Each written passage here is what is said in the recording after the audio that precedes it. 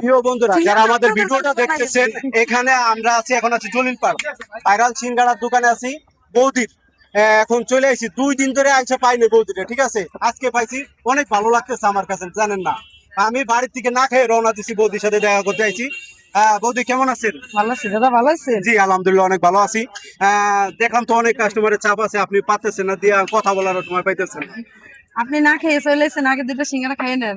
না, দেখছি যে এখনো বানানো হয় না, মানে যা বানাইছেন তা দর্শককে দিয়ে লাইছেন। হ্যাঁ। যাক আমরা নিব, সমস্যা নাই, যেহেতু অনেক দূরের থেকে যেহেতু আসতে পারছি, খাইতেও পারবো, সমস্যা নাই।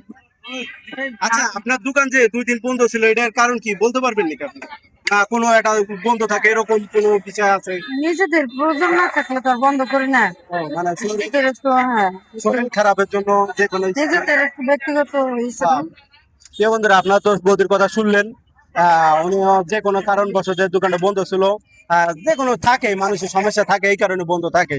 আমার পরিবারের লোকজন আমরা 4 জন, আমার পরিবারে কোনো কিছু দরকার হইলে আমাদেরই হ্যান্ডেল করতে হয়। যার কারণে দোকান বন্ধ হইলেও, মানে দোকান বন্ধ রেখে করলেও করতে হবে।